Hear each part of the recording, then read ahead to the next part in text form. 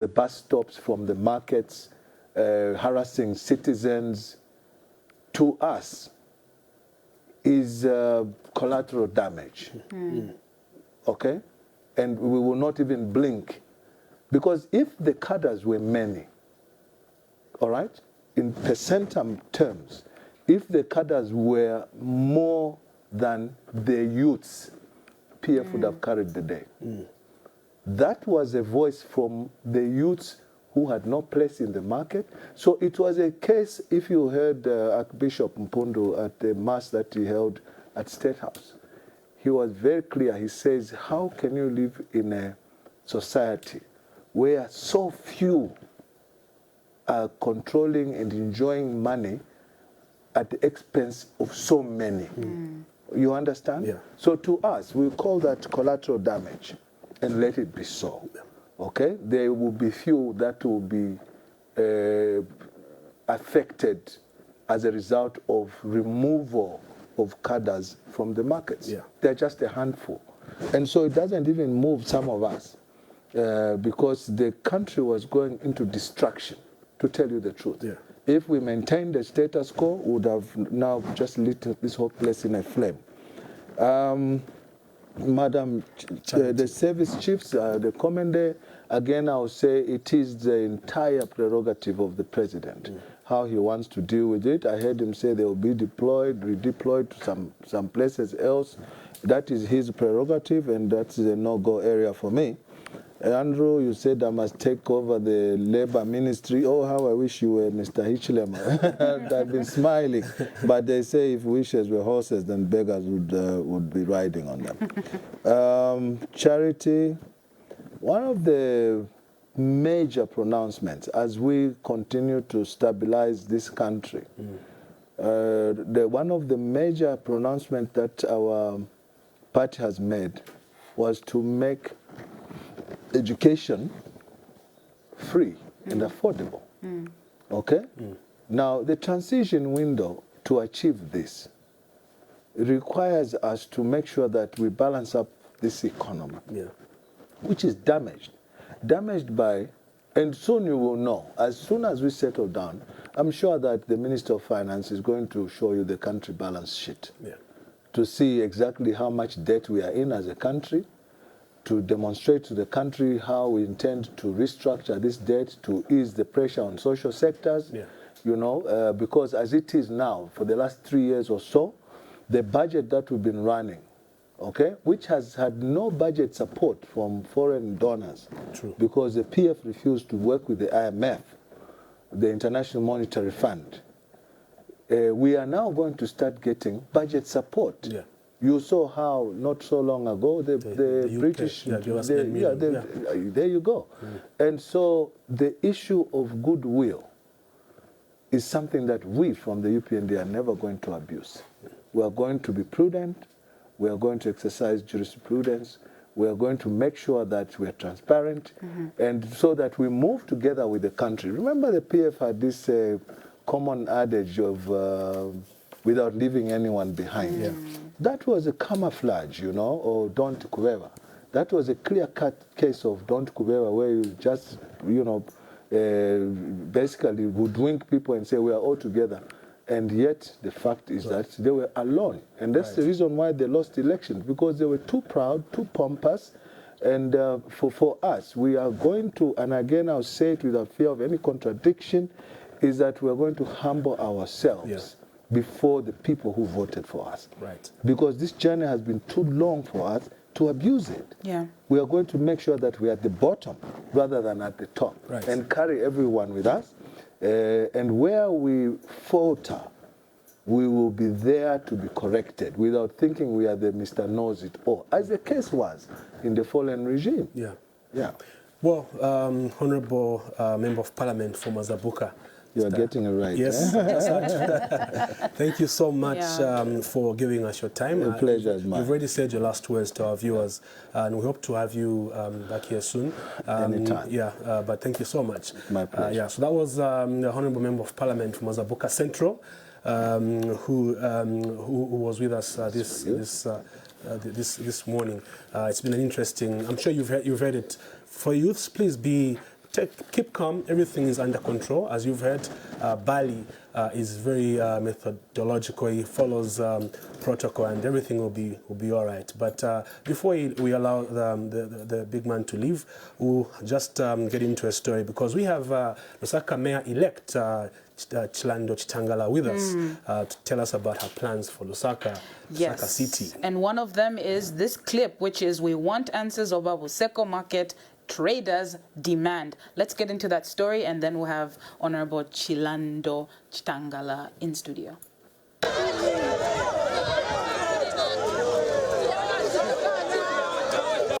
It took the efforts of police officers and Lusaka City Council officers to calm the tempers of the protesting traders. Chamene funo kamba chabeba bweze ndarama kuli wajefetisari pa market ndiye kulira kwatu komenta bwerera ku chamene musinikiza kuti zo na bagulisa market ni chani chane chichone bwera abantu wamene boyamba kukumba na beve wa cooperative kukumba tawafunza ati ni chani mukumba tikumba offense market tinagulisa nifuwe balolekesha tulesunga abana banshiwa iba mkamfuirwa tulimwa bengi nomanga chakwe bati batupoka market ni kuisa tuwalaya abana finshi bakaladya mwala sango kwa bati bana market ya bengi abana mayo balatampo bule abana bala wa street kids kai mwala fumefwa shabantu. Just as the protest was going on, a team from the market cooperative suspected to have sold buseko was also spotted at Civic Center. There was an individual that they almost lynched because, according to them, they suspect that he's one of the people that actually sold the market at buseko.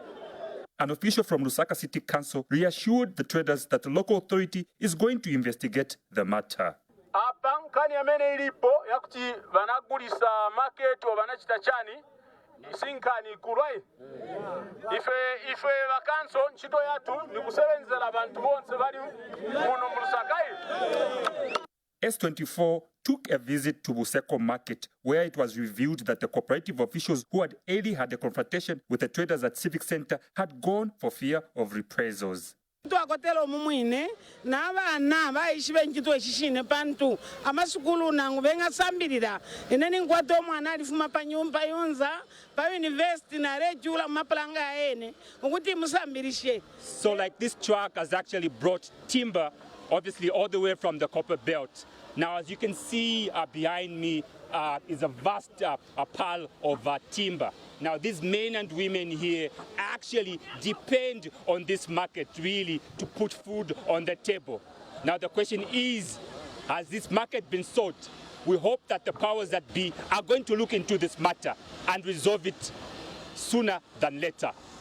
Chito Kalama for S24 Buseko Market.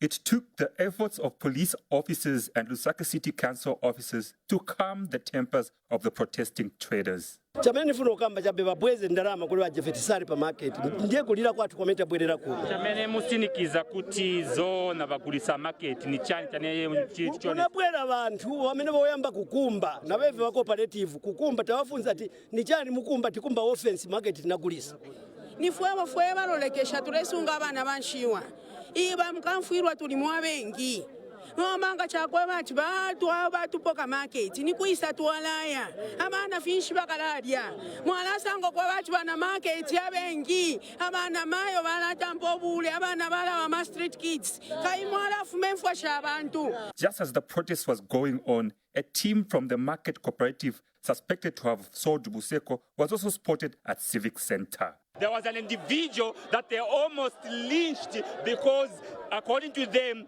they suspect that he's one of the people that actually sold the market at buseko.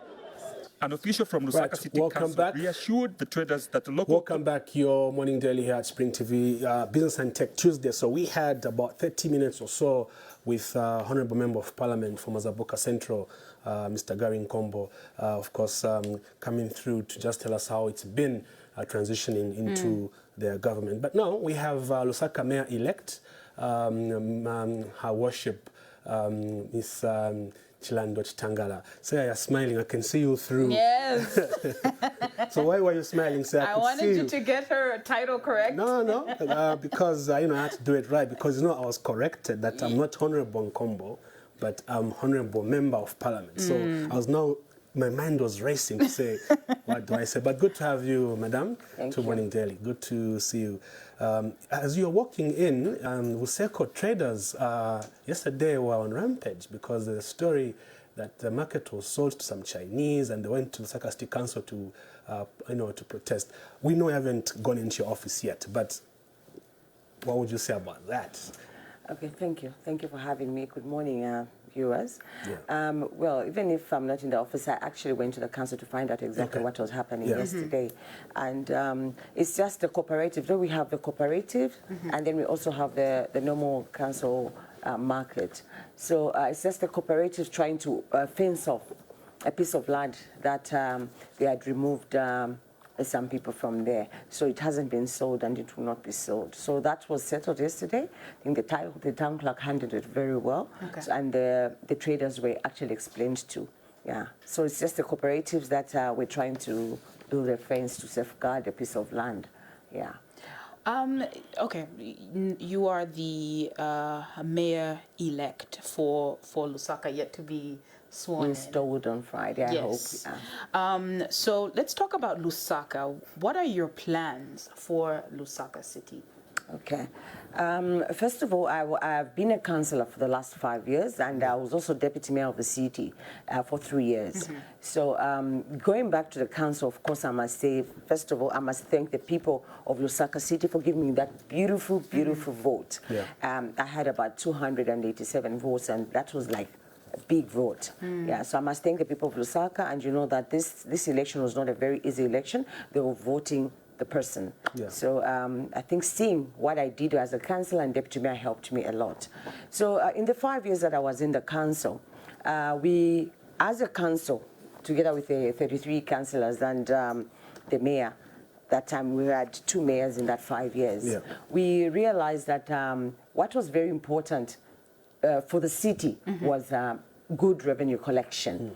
So we started the process. Yeah, and I'm happy that I'm going back because now that process that we started can now put into a good plan. Yeah. And then, yeah. So number one is have good revenue collection. And what I've said all the time is that most people don't pay rates. So rates are a very good revenue for the council. Yeah. Yeah. So what's important is now we'll have to capture most of the houses. Yeah. In fact, I hope all of them, because only 20% of those households pay rates in the city. So we are running a council on 20%, which is very unfair. Yeah. So what has happened to the 80% is because they are not captured. Yeah. So I'm hoping that when we have our new Minister of Local Government, he can allow us. What's the process? Yeah. The policy must change. Yeah, so we want to capture it using a new technology, a drone, GPS, something like that, so that we can capture more houses. And I'm hoping in the next 3 years we can capture more than 50% of those houses. So that would be good revenue for the council. And then, of course, we have been having a challenge of waste collection. And waste collection in the city has been an eyesore. Yeah, so this just requires a lot of sensitization, telling people exactly what they're supposed to do, and asking them to take part in Keep Lusaka Clean. How many people take part in Keep Lusaka Clean? Very few people. So I want to have a bylaw that will make them, you know, like take part in Keep Lusaka Clean. Yes, so that is one of the first few things that I want to do, because when we have a bylaw and we find that your frontage of a home, a house, is dirty, then we can penalize you. So we don't have that yet. So yeah, and then of course if you are clean, we want to reward you. So that we encourage people to be clean. So it won't be easy, but we'll try to do that. Because when we do a lot of sensitization and then we can have a bit of reward and also a law, I think people can comply. Right. Yeah. I'm happy you've mentioned revenue, and in this 1.5 weeks, one thorn that I'll maybe say was a thorn for the city council was the management of bus stops and markets. With what is happening now, are you looking forward to running a council that at least sees revenue, aside from collecting rates on residential and commercial properties? Are you looking forward to working in a council that is reporting good numbers from markets now that they're getting the actual collection as compared to when these markets or bus stops were being run by cadres? All right. I'll tell you something. All markets in the country are supposed to be run by councils, municipalities, and so on. Yeah. So what used to happen is that, of course, there was a leakage of revenue. Right. And during my campaigns, those are some of the things that I talked about. Because in the last council, we tried to lock up some of those things. And of course, there was a bit of challenge. I must accept that. Yeah. But now you've seen that, for example, intercity markets, they went and cleared, and the council is collecting. That is something that I also planned. Yeah, that is something that I also planned. But then, for it to be sustainable, because we need to plan it in a way that is sustainable. Because when we chase them just like that and then we don't have plan B for them, they'll still come back. I think we should face that. We know that. Yeah, but for me, my plan has been that we form cooperatives. We don't want the commander issue and so on, because that was a thorn for just the public. You saw how PF suffered. And so some of those things I need to accept so that people know that, yes, it wasn't a good thing. And people complained about it. So you won't see all that commander issues, but you will see groups of cooperatives of young people. The youth need jobs. And remember, 70% of the people in this city, I won't talk about the whole country, but in this city, they're unemployed. So we are all self-employed, so we need to get a bit of money. So we'll form cooperatives where this cooperative will be managing waste. The next cooperative will be for security. The next cooperative will manage the toilets. So that is better. Because that will be sustainable. And then we can work with them and they get paid by the council.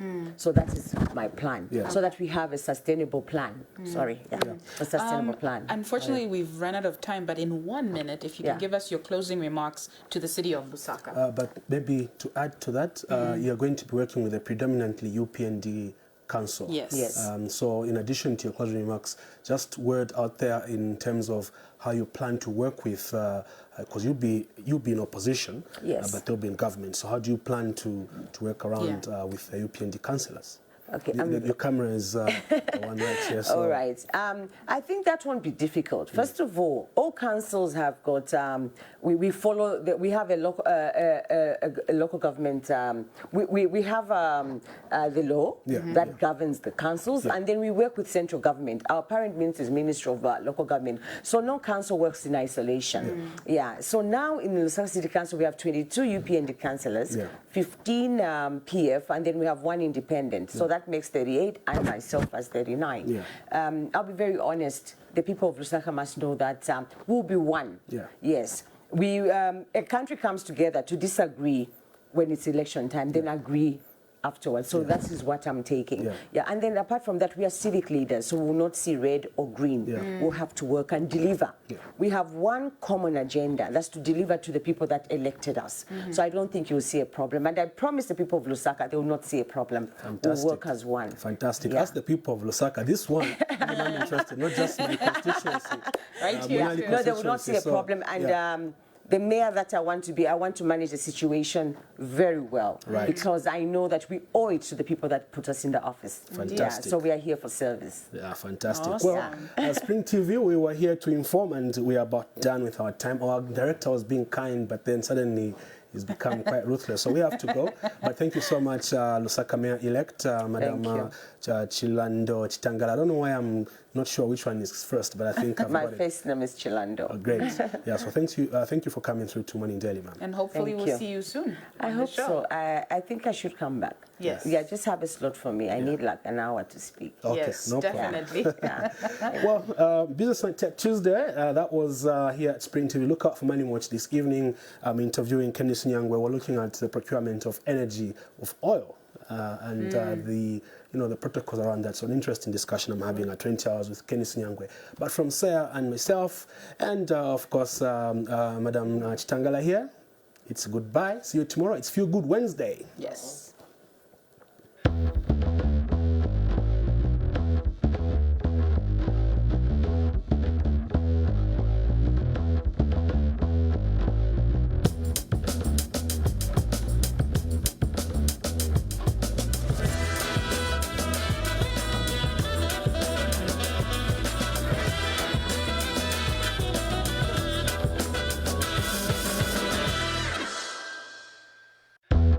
Good morning, daily.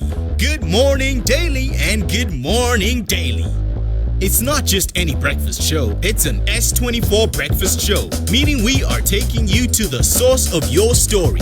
Knowing that news does not just happen selectively, if it happens outside our physical reach, don't worry, we got you. Not forgetting our local experts in their various fields of expertise. Morning Daily does not just give you the news, but also keeps you entertained as we promise you a very lit Friday. The party starts at breakfast with ecstatic live music performances. Catch it every Monday to Friday from 6 a.m. to 9 a.m. live on Spring TV, channel 109 on Topstar.